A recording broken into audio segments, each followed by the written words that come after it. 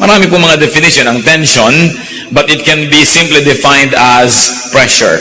Imbalance, often with psychological indication of emotion. May tension. Ang buhay araw-araw maraming tension. At siguro hindi na kailangan sobrang i-define yan dahil nararanasan ng maraming tao yan parati. In life, it can also be full of stress.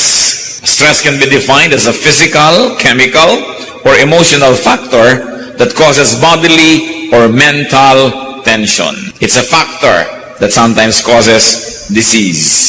So yan ang buhay, lalong-lalo ang city life, modern life, maraming tension and stress. We must take note that tension and stress are not unique to modern and to urban life. Although maraming pagkakataon in modern and urban life na magkaroon ng tension and stress. Uso na yan nung araw pa. Kahit noong Ice Age, maraming problema noon, nagkakaroon ng cold ice sheets. Even during the Jurassic Age, dinosaurs were stressed among themselves. Yung mga stress and tension na rin siyempre sila. Sa panahon ng Stone Age, so no tinatawag ng mga Paleolithic period, animals and rival hunters had tensions among themselves. Trespassers and tribal wars, uso yan at nagbibigay ng stress ng Neolithic period. Kung kayo ay nagsusubscribe sa ganitong mga pagsukat ng panahon. During the Bronze Age, there was a lot of invasion, a lot of wars. And during the Iron Age, imperial wars. Dahil na-invento na yung mga espada, mga bakal, mga sibat, sobrang daming stress ng mga tao dahil nag-aagaw-agawa ng mga kingdoms. There was nearly always food shortage. Lalo sa mga population centers, that was very stressful. At kung kayo ay nagkataon na slave, that's very stressful because you had no control over your life at lalong-lalo yung mga mahihirap. During the medieval times, religion was a stressor. Kasi natatakot ka lagi, pwede kang parusahan, walang mga pangangatwiran pagka ikaw ay ipadala sa mga religious wars, natawag na ipagtatanggol mo ang relihiyon, so people were killing one another. During the Dark Ages, there was a lot of fear and a lot of superstition. Dumaan ang First and Second World Wars, tension, stress. Wala na yatang pwedeng bagong maimbentong tension and stress. Now, what are the positive uses of tension and stress? Tension physically energizes. Halimbawa, yun pong pana, pag hinila mo yun, may tension. Pero pag hindi mo nung hinila, wala namang power yun eh. Hindi man makakapagpalipad yun ng pana. Yung mga gitara, pagka hindi mo naman kinalabit yan at nahila, nagkaroon ng stress, hindi naman tutunog, hindi magkakaroon ng magandang sound. Tension stabilizes. Halimbawa, pag may bato kayong pinagdugtong-dugtong at nagiging arc, sa gitna nun, kailangan may capstone. And this is a very important part of architecture because without the capstone, and if these stones are left to relax among themselves, they'll collapse. Kaya pag nakakita kayo ng mga lumang mga building na may mga batong nagkaipon-ipon, sa gitna merong capstone yun na usually parang quarting V. It keeps everything in place. Because of the stress and the tension suffered or experienced by the stones, they remain where they are. Garter. Kung walang stress yung garter nyo, lalaglag yung ginagarteran. Matatanggal, di ba? Kaya mabutit may stress. Yung rubber band, kung hindi yan na-i-stretch, and therefore there is stress there and tension, hindi niyan kayang hawakan yung gusto niyong talian niya. So, tension and stress stabilize, they challenge and develop many forms of strengths. Ang pinag-uusapan natin ay hindi lang ganyang uri ng tension and stress, kundi yung mga tension and stress na nararamdaman ng tao, nararamdaman ng kanyang katawan, at siyempre kasunod na mararamdaman ng kanyang isip, ng kanyang emosyon, ng kanyang espiritu. Now, ang sagot ng tension and stress ay rest and recreation. Halimbawa, pagka yung gitara, hinila ninyo, may tension. Pag binawalan nyo yon, luluwag, rest. Laging merong ganun ang buhay. Ang mga bato, pagka mainit ang panahon at lumalamig ang panahon, pagka gabi at araw, lumalaki, lumilit yan. Kaya yung paa natin, hindi pareho ng size yan sa umaga at hindi size sa tanghali at sa gabi. Dahil lumalaki, lumiliit, nagkakaroon ng tension and stress. Now, what about rest and recreation, especially rest?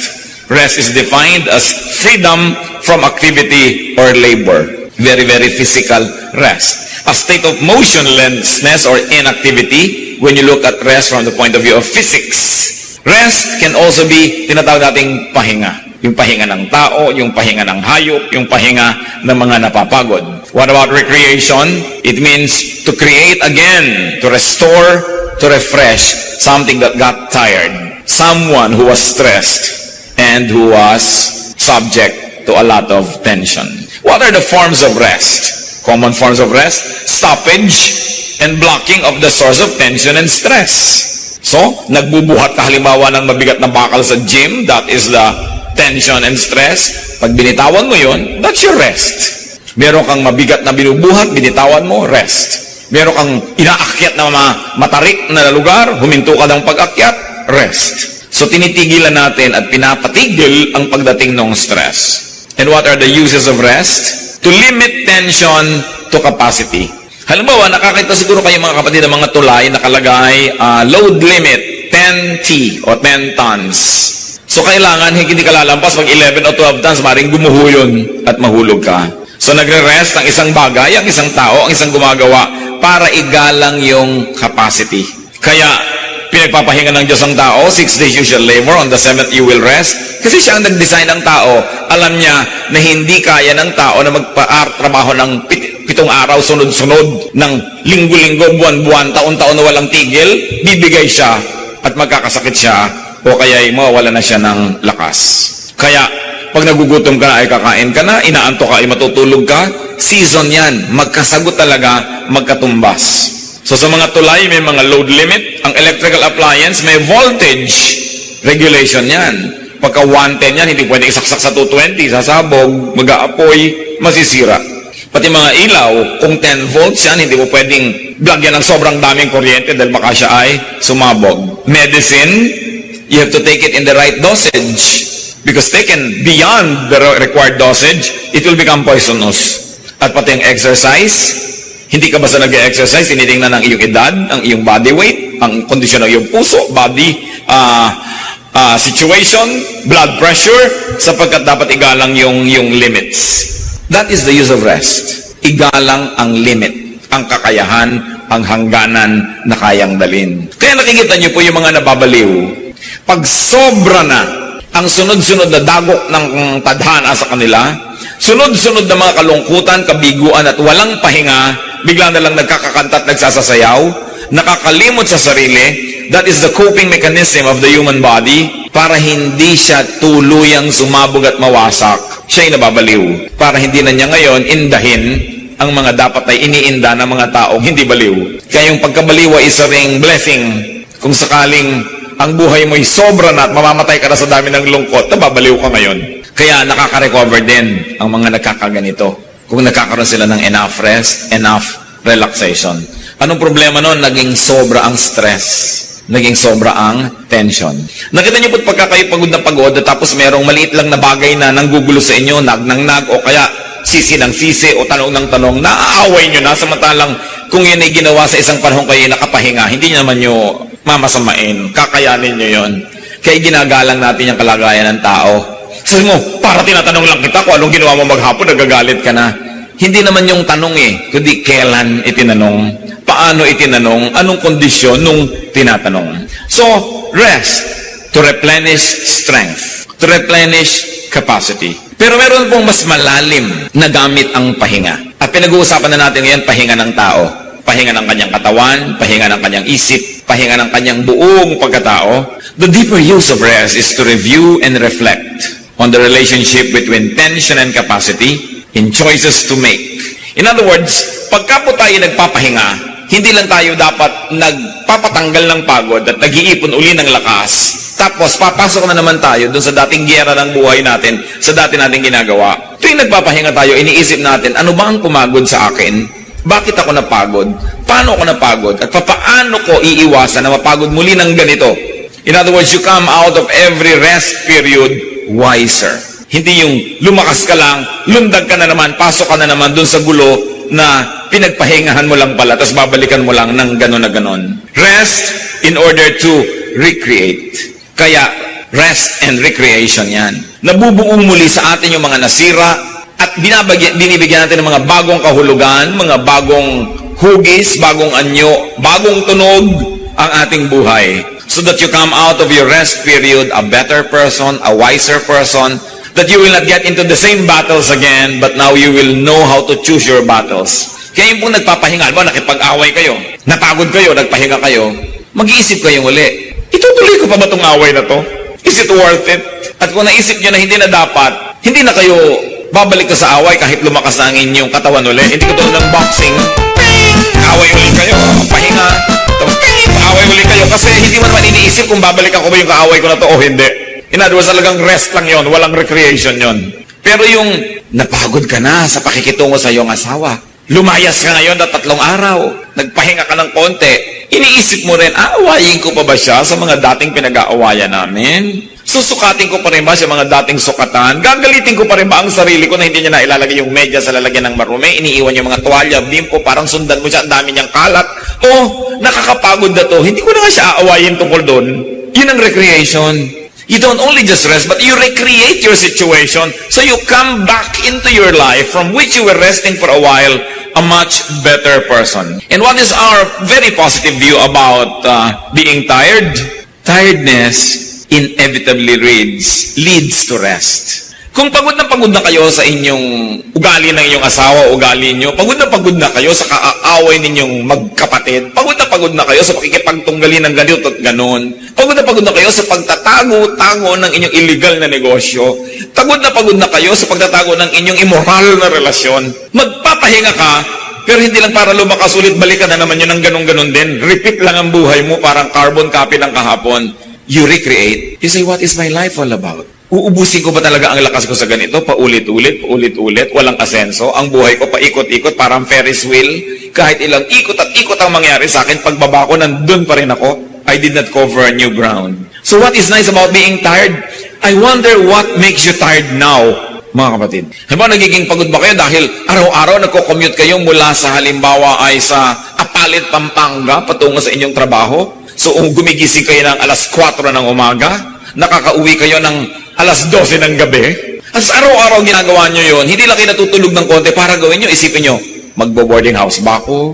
O dito na lang ba ako magtatrabaho sa Apalit? Iniiba mo, hindi ka lang nagpapahinga para pasok ka na naman ng pasok sa gulong pinagpahingahan mo lang sandali.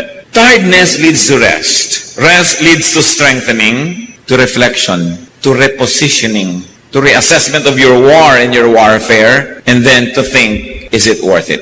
Rest and recreation, retreats, don't mean rest and recharging to go back to the same battle, to the same stress and tensions. Para iba, magre-retreat ako. Bakit? Para lumakas-lakas uli ako dahil pagod na ako dito sa aking asawa. Tapos pagkagaling sa retreat, pagbalik, bangayan na naman sila. Nakapagpahinga na ako. Diba? Ready na naman ako. Hindi ganun eh. What is rest and recreation and what is a retreat? It is rest and recharging to change your wars, to change your strategies, to change lives. Dahil pag nagpapahinga ang katawan, kasunod na napapahinga ang emosyon, napapahinga ang isip. Kaya yung pagpapahinga, hindi lang pagpapalakas uli sa ating mga muscles. Pagbubulay-bulay, pagninilay-nilay, pag-iisip-isip, paghuhunos dili, pagbabagong loob. Malalalim na mga salita, pero meron niyang konsepto sa ating kultura. Kaya sinasabi, mag-isip-isip ka, magnilay-nilay. Kaya dapat ang mga bahay nung araw, lahat ng bahay, mayamat mahirap, may silyon. Kasi si silyon ka doon, uugoy-ugoy ka, nakakapag-isip-isip ka. Hindi yung basta-basta na lang mga dalos-dalos at mga nagmamadaling mga pasya. Rest in order to change your approach to life, to the same problems that keep repeating, walang asenso. Rest so that you can change your methods. Rest so that we can change our lifestyles. Now, what are the lessons from tension and stress? Rest and recreation of life. Life is about seasons. Nakakailang tag-araw na ba at tag-ulan kayo ng inyong buhay? Nakakailan na ba kayong gabi at araw? Nakakailang leap year na ba tayo? Kung ikay taga-tabing dagat, nakakailang high tide and low tide na yan. Ganyan ang buhay. Seasons. Ecclesiastes 3:1-8, I will read from the contemporary English version. Everything on earth has its own time and its own season. There's a time for birth and death, planting and reaping, for killing and healing, destroying and building, for crying and laughing, weeping and dancing, for throwing stones and gathering stones, embracing and parting.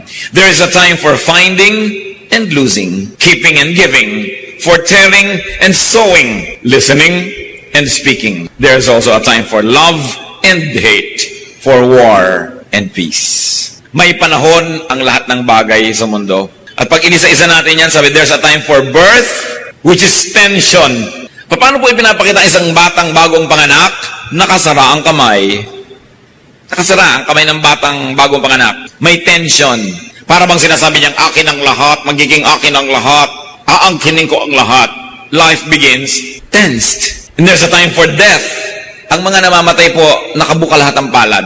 Wala ka pang makikitang kamay na namatay na kaganyan na may hawak na piso. Kahit hawak-hawak niya nung naghihingalo, at kung pelikula yan, ikuklose, tank, nalaglag yung hawak, patay. So, na-realize niya, wala naman pala talaga akong pwedeng hawakan. Wala naman pala talaga akong pwedeng angkinin. So, ibibigay ko ng ganyan lahat. So, nakikita po natin, tension and relaxation, birth and death. Crying is tension, laughing is relaxation. Kaya sinasabi nila, if you want to relax, laugh. Watch a comedy. Have fun. Eh, meron naman mga lungkot-lungkot na sa buhay, pasanaan daigdig, manonood pa ng drama.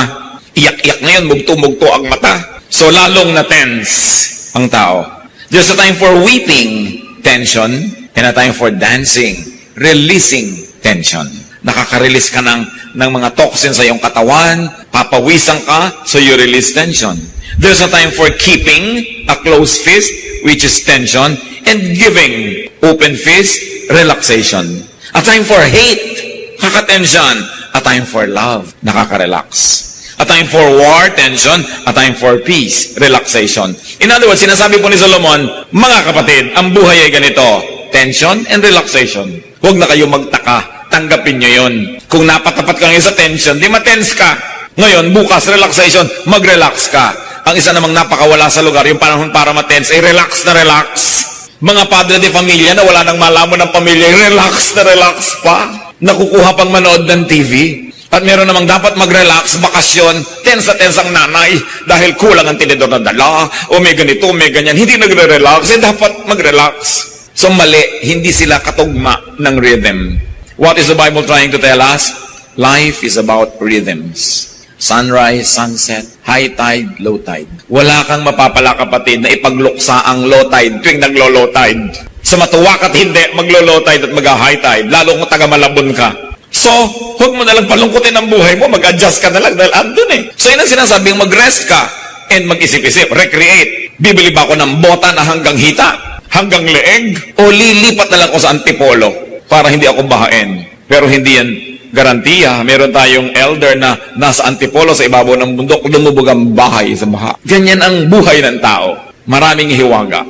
But life is about seasons of alternating rhythms and waves of tension and relaxation. Parang gitara na tense, nagre-relax, lumalabas ang musika. Jeremiah 8:7, even the stork in the sky knows her appointed seasons, and the dove, the swift, and the thrush observe the time of their migration. May oras kung kailan ang mga ibon ay lumilipad patungo sa hilaga at mayroong oras para sila lumipad patungo sa kabilang direksyon. Alam nila kung saan sila pupunta. Alam ng mga salmon kung kailan sila babalik sa mga ilog na pinagsilangan sa kanila. Alam nila at sinusundan nila ang panahon. Psalm 104:19-24, the moon marks off the seasons and the sun knows when to go down. You bring darkness, it becomes night, and all the beasts of the forests prowl. The lions roar for their prey and seek their food from God. The sun rises and they steal away. They return and lie down in their dens. Then man goes out to his work, to his labor, until evening. Ano pong observation dito? Pati daw ang mga buwan ay laging nasa panahon. Alam nila kung kailan sisikat, kailan lulubog. Pati ang mga paputok, alam nila kung kailan sila puputok at hindi. Diba? So nakikita natin na may panahon ang lahat. May schedule yan. Pagka daw gumabi na ang lahat ng mga mababangis na hayop ay naglalabasan na sa kanilang pinagtataguan upang maghanap ng makakain. So ano dapat ang ginagawa ng tao sa gabi? Nakaligpit sa bahay niya para hindi siya maging pagkain. At kaya maraming nakakain, wala sila sa oras, wala sila sa lugar. Kaya sabi, pag sumikat na uli ang araw, liligpit na yung mga hayop, yung mga tao naman nagtatrabaho sa bukid, sila naman ang gagawa ng paraan, may panapanahon. Ngayon, nasa maling lugar ka, swimming ka ng swimming sa isang lugar na maraming buhaya, ay talaga magiging merienda ka dyan. Lumagawa ka ng bagay na wala sa panahon, wala sa lugar. Alam nyo mga kapatid, napakalaking bagay. Ito lang ang mamaster natin. Ito lang sa buhay, hindi ka na siguro magiging pinakamalungkot na tao sa balat ng lupa. Paano hindi ka maging pinakamasaya, pero hindi ka magiging pinakamalungkot? At yun ay, matuto lang tayong lumagay sa oras at sa lugar. Masipag ka nga, nagsiserve ka nga sa church, wala ka naman sa lugar sa pagsiserve, wala ka naman sa lugar sa organisasyon, mali pa rin. Ang sipag-sipag mo nga, pero wala ka naman sa lugar. Pinagod mo na ang iyong katawan, nahirapan ka na, nagkasakit ka na, namatay ka na, hindi ka pa rin umasenso. Lugar, panahon. Yan ang batas ng buhay. Ika lang yan. There will be seasons of work and rest. There will be seasons of happiness and sadness. Mga kapatid, pakinggan nyo itong mabuti. There is really no bad season. Walang masamang panahon. There is really no bad time. Kaysa sabihin nila bad weather, walang bad weather. Yung kumikidlat-kidlat, nare-recharge ng electrons ang ating atmosphere. It's good for us. Huwag ka lang tamaan, kaya huwag ka magpakalat-kalat. Lumagay ka sa lugar. Namamayong ka pa sa gitna ng bukid, kumikidlat. Talagang malilitsyon ka dyan. Lumagay ka sa lugar. Paligo ka ng paligo, pagka alam mo may mga earthquake, pwede magkaroon ng tidal wave. Inanod ka na. Wala ka sa lugar. Di ba sinasabi nga, the early bird catches the worm? Just don't be the worm. So sa isang umaga, magpapasya ka, ako may magiging bird, ako may magiging worm. Lumalagay ka sa lugar. Walang bad time. Yung bagyo, nabubunot ang mga punong matatanda at ang gaganda at ang lalaki na, mabuti yun. Alam nyo, good news yun doon sa mga buto, doon sa silong ng kanyang mga sanga, na wala ng panahong lumaki dahil nayuyong-yungan sila ng punong kilaki-laki. And nothing grows in the shadow of a big tree. So pag may nabunot na pagkalaki-laking puno, isang araw pa lang naglalabasan na yung mga bagong bunga. So what's bad news there? Hindi dapat pinepersonal. Ang tinitingnan mo yung buong planeta, yung buong mundo, it is good. Storms, earthquakes, lumulubog ang mga continent, meron namang mga bagong lumulutang. Huwag ka lang doon sa lumulubog na katungtong. Kaya napakahalaga yung timing Nasaan ka ba? Napaka-importante yan. Alam niyo sabi ng Ecclesiastes 7:14? When times are good, be happy. When times are bad, consider God has made the one as well as the other. Ang ibig sabihin ni Solomon, hindi yan bad. Dahil walang ginagawang bad ang Diyos. Sabi niyo, ay bad naman, namatay ang mahal ko sa buhay. Pero lalo namang masamang di na yan mamatay kahit kailan. 300 years old na, buhay pa. So, napepersonal lang kasi natin. Pero natural ang tao ay mamamatay. Di nagsiksika na tayong lahat dito kung walang namamatay. Kung lahat ng dalangin ng tao, Diyos ko po, huwag mo pong kukuhanin itong pabuhayin mo siya. Pag pinakinggan ng Diyos, lahat yung panalangin nila, hindi nagsiksikan tayo, mamamatay din tayo sa food shortage, mamamatay din tayo sa dami ng mga diseases. So, hindi yan bad. Kaya lang, pag may patay naman, yung sabihin, ay good, namatay na siya. Pero alam niyo, ganyan talagang buhay. So, paano natin i-apply yun? Nangyari sa ating buhay, malungkot tayo, pero kayong sobrang malungkot dahil gano'n talagang buhay Sabi ng Bible, a time to be born and a time to die. Alam niyo yung good news, if somebody died, ibig sabihin that somebody was born. So, yun ang good news, laging may kakambal. Ang dilim may kakambal na liwanag, ang gabi may araw, ang pagkapanganak may kamatayan, kambal-kambal yan. Hindi pwedeng kalahati lang. Anong gusto mo sa yoyo kalahati? Hindi yan iikot. May balance. Huwag nating sobrang pepersonalin ang mga nangyayari. Lalo't yan ay batas ng kalikasan, lalo't yan ay batas ng buhay. So how can you relax in spite of the tension? Just go with the season. Swim with the current. Flow with time. And I don't mean morally, Hindi ibig sabihin sumunod ka sa agos ng immoralidad. Hindi yun ang pinag-uusapan. Yung agos ng panahon. Tag-init ngayon, di mag-enjoy ka ng mga nagagawa kong tag-init. Huwag ka magreklamo ng magreklamong tag-init. Kasi pag taglamig naman, nagre-reklamo ka rin taglamig. Pag nasa Amerika ka, sabi mo, ay naku, mabuti pa sa Pilipinas, ganito, ganon. Pag nasa Pilipinas ka, naku, mabuti pa sa Amerika. Kahit saan ka ilagay, mali.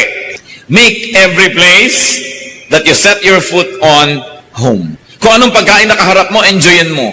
Kung sabihin, ay masarap pa yung nilaga namin sa bahay. Wala ka sa bahay mo, ito yung nilaga ng biyanan mo. So, masarapan ka na kasi kakainin mo rin naman Mag-adjust. May mga bagay tayong hindi naman nababago. At hindi naman dapat makipagyera tayo para baguhin pa.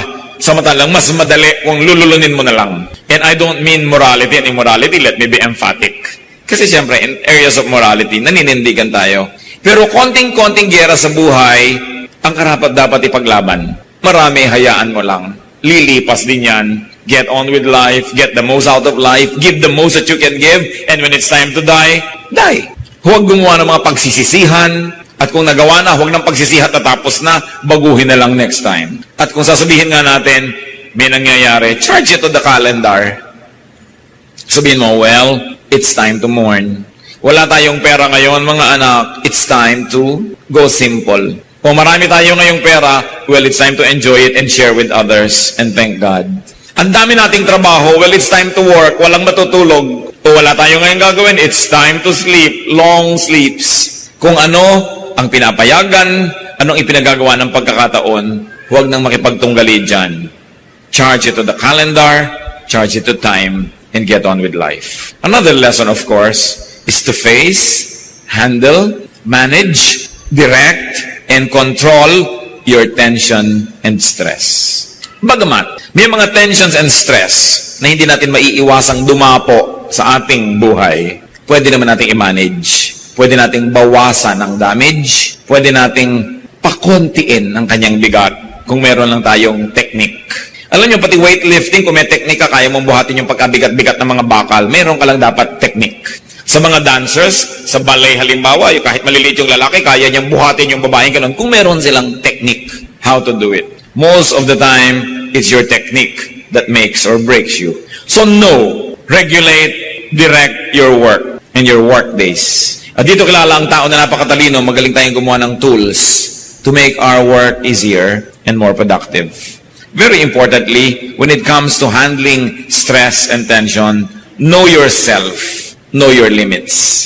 Kung tayo po mga kapatid ay hindi nagpapanggap, hindi natin pinapapel ang di natin papel, hindi tayo lumalagay sa hindi naman natin lugar, there is a lot of more relaxation. Pinang-aagaw ka ng pwesto ng may pwesto, lugar ng may lugar, pinipilit mong to stand taller than what you really are, you try to project what you are not, mahirap yon. Mahirap yung nagpapanggap, mahirap yung nagme-maintain ng isang kasinungalingan, mahirap yung may itinatagong lihim, mahirap na pinupuno natin ang sarili natin ng stress, pwede naman wala. Nagpapanggap kang mapera at mayaman, yung pala'y wala, di sa umpisa pa lang sabihin, wala akong pera, di wala ka na yung i-maintain na image. Napakahirap yung nabubuhay sa isang kasinungalingan. Kaya para tayong mag-relax, first is to know yourself, accept yourself, learn to love yourself, and by God's grace, continue to improve yourself so that you can love others also. Then, that's what life is all about. Kaya mahalaga na kung ano yung iyong talent, doon ka humanap ng trabaho o career. Kasi ang hirap ng sinusumpa mo araw-araw ang pagtatrabaho mo dahil hindi mo naman na-enjoy.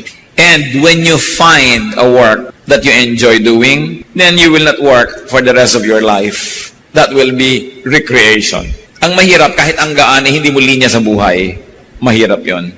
Pabalik-balik at lagi ko sinasabi, lumugar. Ilagay mo ang sarili mo sa tamang lugar, kilalanin mo ang iyong mga kakulangan at huwag kang magpilit na puno doon. At kung mapupuno mo, sa tamang paraan ay punuin, pero habang wala pa, yan ang buhay, operate within your limits.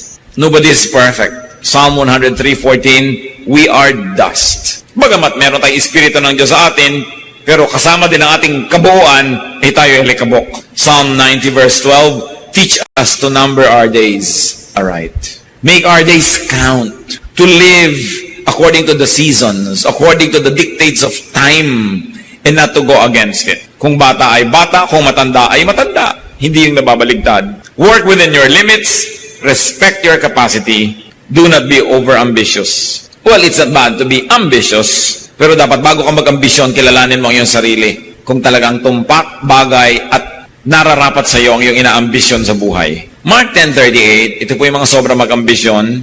Dalawang mga disipulo ng Diyos, ang ambisyon nila ay umupo sa kaliwat kanan ni Jesus, doon sa presidential table sa kalangitan. Isipin yung ambisyon. Sabi ni Lord, you don't know what you're asking. Jesus said, can you drink the cup I drink? Or be baptized with the baptism I am baptized with? In other words, sabi ni Jesus, gusto mong umupo sa presidential table na upan ko? O sige, magpapako ka. Kaya mo. Opo. O kaya, mamatay ka. Kaya mo. Opo, kaya ko mamatay. Tapos nung mabuhay ka pagkatapos, ay, hindi ko na yata kaya yun. Ano? So kung hindi mo kaya magpapako, mamatay at mabuhay na muli, huwag kang mag-ambisyon. Kasi para sa akin yun, hindi yun para sa'yo. Alam niyo kung minsan mga tao natetense ang buhay nila, kasi naiinggit sila sa kapwa. Naiinggit sa pinsa na mayaman, naiinggit sa kapatid na maganda, naiinggit doon sa kakilala na gano'n ang posisyon, gano'n ang sweldo, gano'n ang privilege. Pero ang tanong, narating mo ba yung narating niya sa pag-aaral? Narating mo ba yung narating niya sa training? Yung karanasan ba niya ay karanasan mo? Yung talino ba niya ay talino mo? At yung mga sakripisyo ba niyang pinagdaanan ay naging sakripisyo mo? Kasi kung hindi, wala kang karapatang hangarin para sa iyo, yung para sa kanya. At yan ang problema ng napakaraming tao, kaya nagkakagulo mga organisasyon mga kumpanya, mga samahang sibiko, maging churches, inaambisyon ng isang maging leader, wala naman siyang karapatan, wala siyang karanasan, at wala siyang ginawang pagtutulo ng dugo para ma-earn niya yung kanyang posisyon. Ito namang bagong dapo, gusto niya, meron na rin siyang ganon. Hindi bagay. So sobra ang stress, sobra ang tension. At pag sobra ang tension at stress, may nababaliw. Dahil hindi makaya ng isip niya ang realidad. So kumbaga nagtitrip, kumbaga sa fuse, kumbaga sa bombilya ay napupundi. Kasi kinakaya ang di kaya. Kaya napakalaki pong ministry natin mga kapatid, bigyan ng reality check ang ating mga kapatid, ang ating mga magulang, ang ating mga kaibigan, kung ang inaambisyon nila ay hindi bagay at akma sa kanilang realidad. Kaya sasabihin mo, alam mo kapatid, yung inaambisyon mo, meron ka bang karanasan, meron ka bang kasanayan, may edukasyon, meron ka bang ganito't may ganon, genetically, bagay ka ba dyan? Kasi kung hindi, ibahin mong ambisyon mo, huwag mong kopyahin tong taong to. Sabi nga ni Shakespeare, desiring this man's art or that man's scope with what I most enjoy, contented least. Sabi, ang saya-saya ko na dito sa kanya, hindi pa siya kontento doon kasi ang laki-laki ng mundo niya. Pero baka naman malaki yung utak niya, kaya malaki yung mundo niya.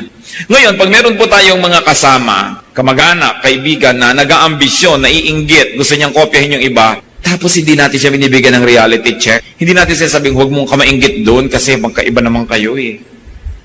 Sabi nga ni Jesus, can you drink the cup I drink? Kung hindi mo kaya yun at hindi ikaw ang ganun, huwag mong ambisyonin para hindi ka mabaliw, para hindi ka sumabog. Ngayon, akala natin isang pag-ibig yung mali ang gusto ng tao, mali ang kanyang lugar, mali ang timing, tapos accept ka ng accept sa kanya, love ka ng love sa kanya, chuchuwa ka, chuwari-wari, sige, sis bumba, ikaw yung cheering squad. Actually, ikaw nagpapahamak sa kanya dahil darating ang panahon na maniniwala siya pati sa yung mga pagbubuyo at mga pagtulak, tapos yung pala hindi niya kaya, you are a partner in crime. Kaya dapat sinecheck natin ang mga kapatid na, huwag mo ambisyonin yan. Yung meron kang kapatid, talaga ambisyon niya maging Miss Universe, kapatid, kahit binibining kangkungan, huwag mo nang isama sa mga pangarap mo. Diba? Kasi hindi talaga bagay. Bakit hindi mo subukang maging iba naman? Halimbawa, maging first honor, maging fastest reader in the world. Pero huwag mo ambisyon na maging Miss Universe dahil hindi ka pang dyan. Kaya sabi mo, oo nga, bagay na bagay sa'yo, bagay na bagay sa'yo. Tapos isusuong mo siya na sumali para lang matalo. Alam niyo bakit ko ito sinasabi to? Many of us are guilty of this. Hindi natin itinutuwid, lalo't anak natin, lalo't mahal natin sa buhay. Hindi natin sabing reality check. Sometimes we like to be popular. Gusto natin masabing tayo taga-encourage. Pero ine-encourage mo dahil may posibilidad. Hindi yung nakatungtong ka sa isang sinungalingan, hindi naman sustainable. Kaya sabi doon, can you drink the cup I drink? And be baptized with the baptism I am baptized with. Kung hindi ka willing na magpasa ng krus, umakyat sa Golgota, magpapako, mamatay at mabuhay na muli, huwag mong ambisyonin ang karangalan na para kay Jesus. At sa ating mga tao, kung hindi mo kayang gawin ang ginagawa ng iyong kapwa, huwag mong ambisyonin ang kanyang karangalan. Sa kanya yun, hindi yung para sa'yo. Meron kang para sa'yo kung magiging realistic lang ang pagtingin mo sa iyong buhay. Matthew 9:29, Jesus said, according to your faith, will it be done to you. Kung anong kaya mong tanggapin, yon ang ibibigay sa'yo. Malakas ang pananalig mo, o matatanggap mo yung hinihingi mo. Maliit ang iyong pananalig, hindi mo yun matatanggap. Kung ano ang iyong kapasidad, yun ang iyong tatanggapin. Hindi natin pwedeng sabihin na ba't siya ang dami-dami niyang tubig, tapos ako isang patak lang. Tansan ka lang kasi, puno ka na sa isang patak. Kaya mo ba magdala ng 5 galon? Hindi.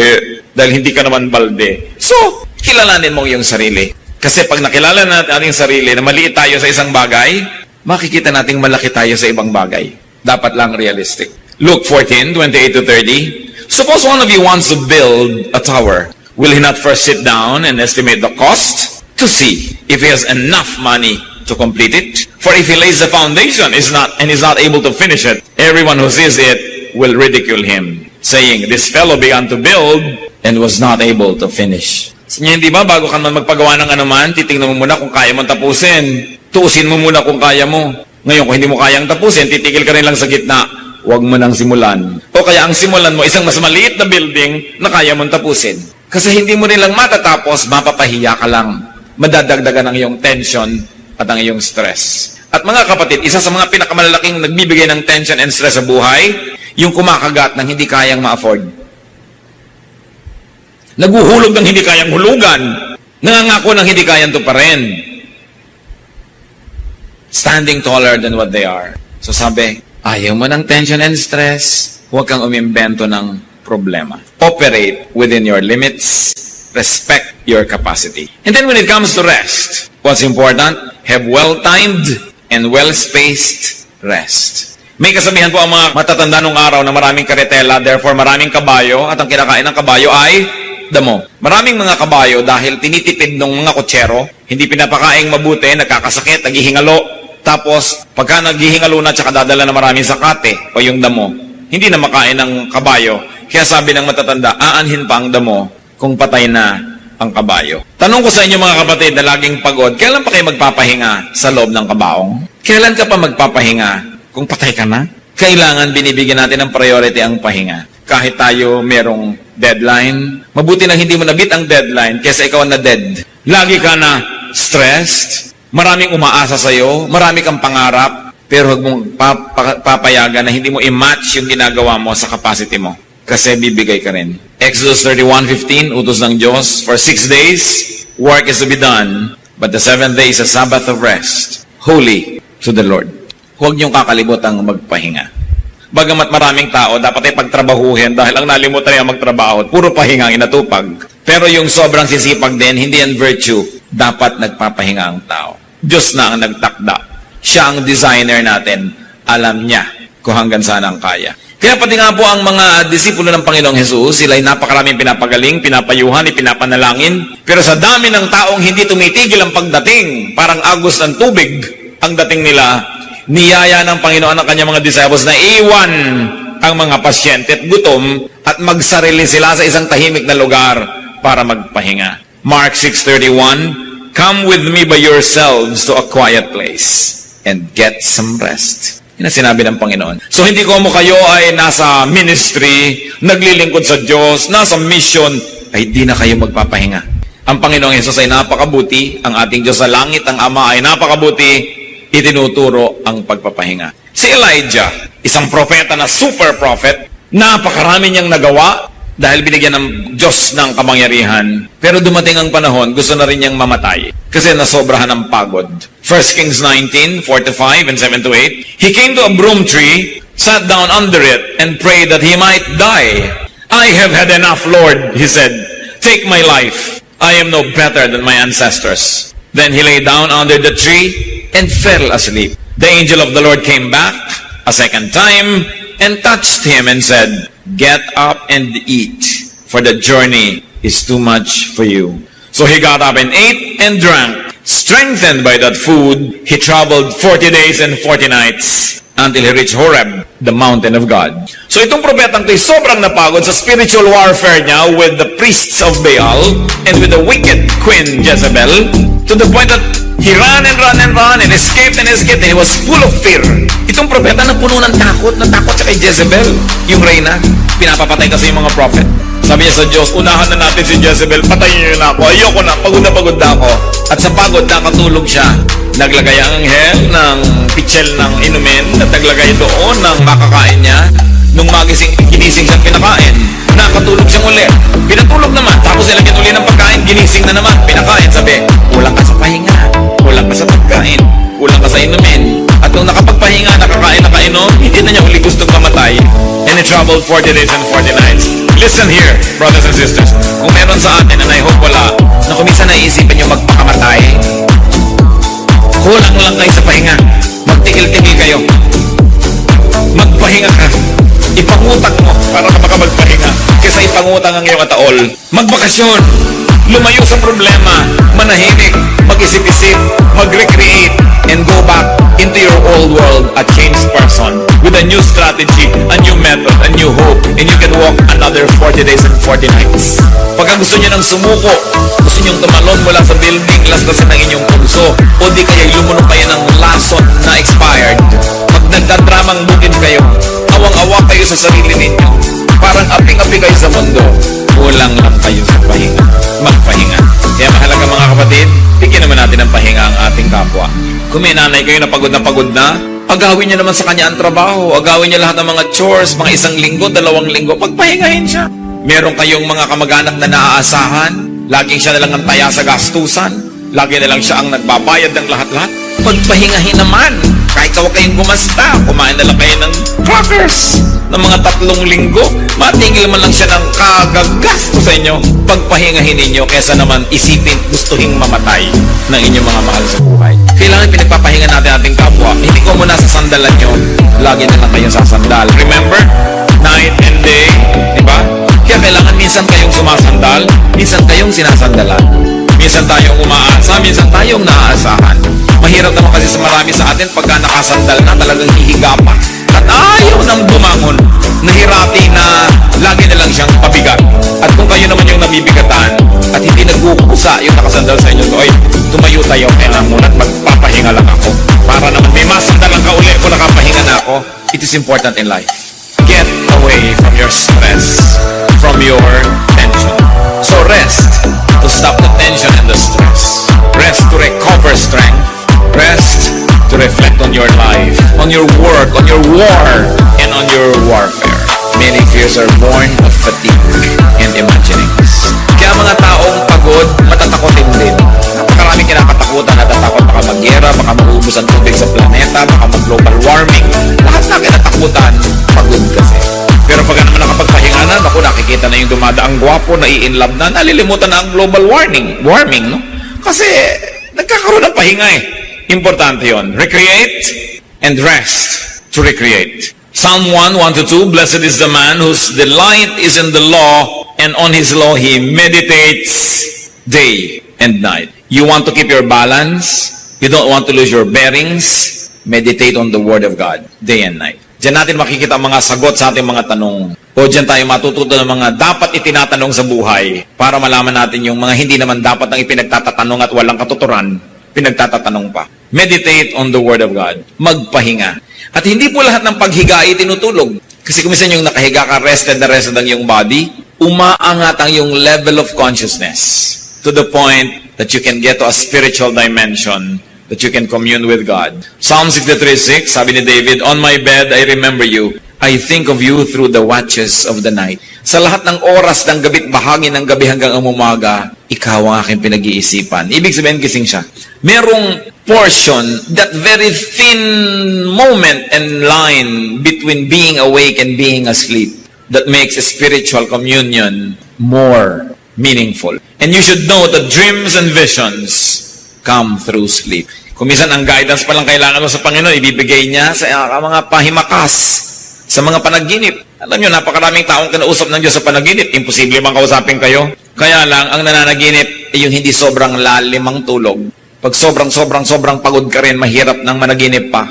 Kaya dapat din, hindi pinapagod sobra ang sarili. Daniel 7:1, Daniel had a dream, and visions passed through his mind as he was lying on his bed. Merong tinatawag na twilight zone, na half awake, half asleep. And you should give yourself that kind of time. Hindi yung panood ka ng panood ng video, nakakatatlong palit na ng video hanggang hindi talaga nagdidikit ang mata mo, hindi mo papatayin at di ka matutulog. Wala ka ng panahon mag-vision noon. Wala ka ng panahon mag-dream. That's why we've got to give ourselves the space so that God can talk with us. You have to plan, protect, even beautify your rest, your sleep. Mga kapatid, baka naman ilang buwan, ilang taon nyo nang ginagamit yung una ninyo na ubod ng laki o ubod ng liit. Mano ba namang bumili kayo ng perfect unan? Yung una na bagay sa inyong leeg, sa inyong mukha, yung curvature ng inyong likod ay tamang-tama. Ang matalinong tao, matapos siyang mag-invest sa necessity ng pagkain, mag-i-invest siya sa good bed. Baka naman yung kama nyo, ang mga paa na ay lata ng floor wax. Nakalundo na yung likod, tinutusok lang kayo ng mga spring at kung ano-ano. Tapos, kung saan-saan kayo nag-uubos ng pera, magandang cellphone at kung ano-ano. Samantalang yung kama, sabi nga ng advertisement noon, I want 1/3 of your life. Because normally, you spend 8 hours on your bed. That is 1/3 of 24 hours. It's 1/3 of your life. So if you live to be 60, 20 of those years, you were in bed. Bakit nyo hindi gandahan ang kama nyo? Hindi nyo gandahan ang inyong kwarto? Hindi yung paghiga mo, may kawali sa likod. Ay, may kawali dito sa likod ko. May sapatos, merong thumbtacks. Nandun na lahat, no? Kung matalino ang tao at meron naman siyang gagastahin, aayusin niya ang kanyang higaan, ang kanyang bedsheet, ang kanyang kama. Kasi sa pagtulog ay maaari siyang managinip at makatagpo niya ang Diyos. Napakahalaga ng tulog. Hindi yan, alam niyo, mag-asawa, o kaya may mga anak kayo, dapat wala kayong TV sa kwarto. Kasi gusto mo nang matulog, nanonood pa yung asawa mo. Inis na inis ka. O O kaya, hindi ka naiinis dahil nanonood pa siya dahil gusto mo na siyang makatabi. Panood pa ng panood. Kaya dabog at dabog nang inabot mo hanggang nag-umaga na ayaw mo tayo magsaing. Dahil ang inatupag TV. Alisin nyo sa kwarto yan. Hindi yan magandang habit. Dapat pagpasok nyo sa kwarto, matutulog kayo o magkukwentuhan hanggang antukin at magpahinga. Subukin nyo. Ginagaya nyo kasi mga Amerikano may TV sa kwarto. Kaya ang laki ng diborsyo dyan eh. Dapat nasa ibang lugar yan. Huwag gayahin pati ang mga kapintasan na ibang lahi. So, for those who are ready and those who really work, rest is not a luxury. It is a necessity. Don't feel guilty for resting. Don't feel guilty for having vacations. You need it para hindi kayo mabaliw sa nakakabaliw na mundong ito. Kailangan natin yan. And very importantly, when other people are trying to rest, do not spoil other people's rest, their relaxation, and their vacation. And one of the worst things that you can do when you're on vacation with your workmates is to talk about work while you are on vacation. Pag magbabakasyon kayo magkakasama sa trabaho, mayroong rule. Walang magbabanggit ng opisina, ng trabaho, o ng anything. Kasi pumupunta ka nga doon para lumimot. Tapos yun na naman ang pag-uusap-usapan nyo. At kung atin kayo ng retreat, church retreat, kung ano-ano mga retreat, lahat ng gamit yung mga kapatid, hindi naman to mahal, kaya nyong manahe o magpagawa sa mga modista, magpagawa kayo ng mga telang supot. Para hindi lalagyan nyo, hinahanap nyo yung inyong mga gamit, nasa plastic, klak, klak, klak, klak, klak, klak, klak, klak, klak. Buong gabi, naririnig mo na may plastic na parang chicharon at may kinakapa-kapa siya, hinahanap nyo yung kung ano niya, di ka na makatulog pa. Be considerate. Self-respecting people have cloth bags. Especially when you have to sleep with other people in the same room. Huwag kayong gagamit ng grocery bag. Kinakapakapan nyo yung arperdible doon sa loob. Bakit hindi mo...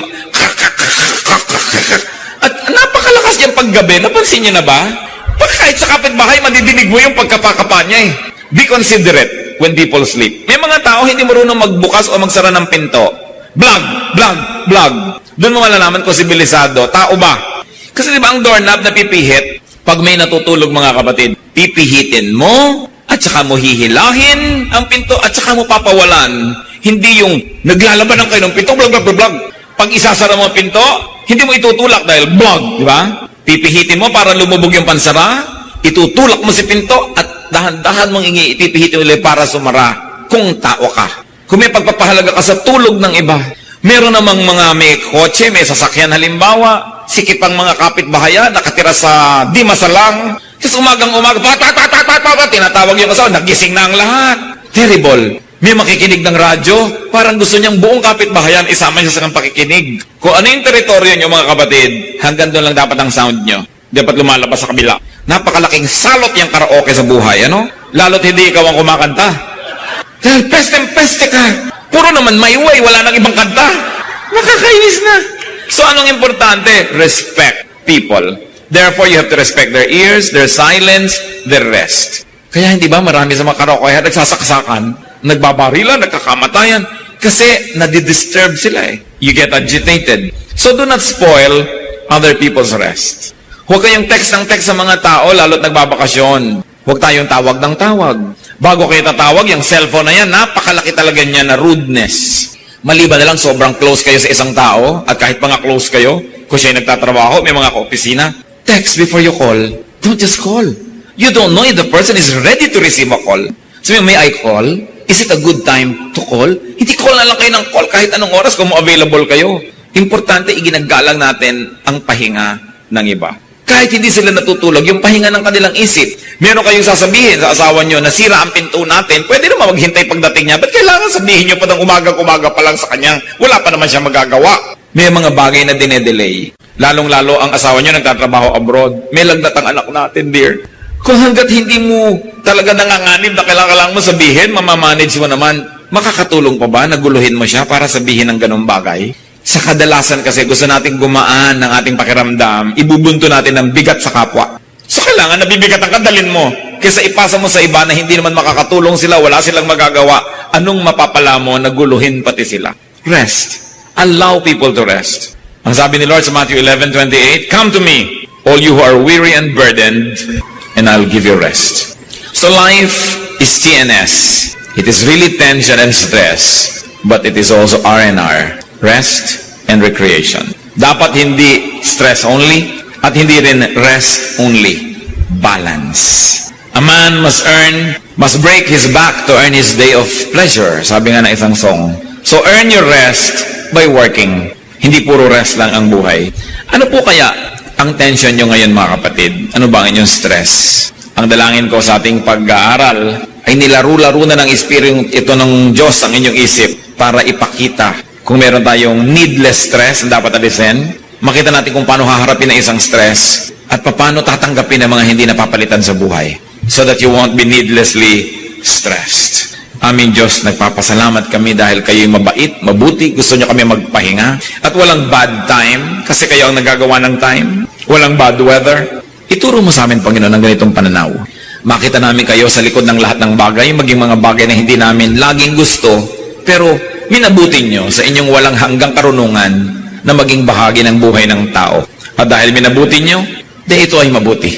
Turuan nyo kaming tanggapin ang hindi namin kayang baguhin ang mga pwedeng baguhin, at turuan mo kayong paano babaguhin sa tamang paraan ang mga pwede at dapat baguhin.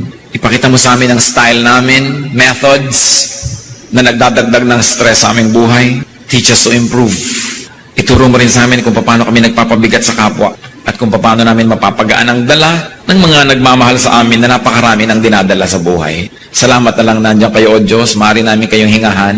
Maaari pa nga namin ibigay sa inyong mga kabigatan namin because you, O Lord Jesus, said that we should give our burdens to you. Ito, Panginoon, ang ituro nyo sa amin how to give our burdens to you. Paano kami magtitiwala habang kami na may gumagawa ng kaya namin gawin? Paano kami hihingi ng pagpapala sa inyo habang sinisikap naman namin kuhanin yung binigyan nyo kami ng natural na kakayahan para kuhanin? Give us wisdom. Magbulay-bulay tayo mga kapatid sa ilang saglit ng pagtungo sa presensya ng Diyos. Isipin nyo ang inyong mga stress and tensions at isipin nyo, karapat-dapat ba na problemahin nyo yan o hindi naman? At kung karapat-dapat, itanong natin sa Diyos ang pinakamabisang paraan ng pagharap sa mga bagay na yan. At sa kabila ng lahat, sa kabila ng kuminsan na hirap, sa kabila ng napakaraming dapat gawin, humingi tayo ng karunungan sa Diyos kung paano ipaglalaban yung pangangailangan na magpahinga. Sa inyo namang hindi makatulog kahit nakahiga, dalangin ko ay pagpalain kayo ng Diyos na kung kailangan yung matulog ay makatulog kayo. Para kung kailangan kayo gising, ay gising naman kayo. Ipanalangin nyo ang inyong mga sarili kung kayo hindi mapagkatulog, kulang ang tulog, mababaw, ang pahinga ay hindi sapat. O kaya naman ipanalangin nyo ang inyong mga mahal sa buhay na alam nyo kulang talaga sa pahinga. Let's be alone with God. Let the Holy Spirit of God give us an agenda as to what to pray for. Huwag nating basta sayangin at palampasin ang pagtuturong ito sapagkat mahalaga sa ating lahat. Ama namin sa langit, Espiritong Banal, humihingi kami ng karunungan na matuto. Magkaroon ng mga practical na mga gagawin to face our tensions and stresses so that we can have more meaningful rest and recreation. Magbulay-bulay tayo mga kapatid. Be alone with God and be blessed.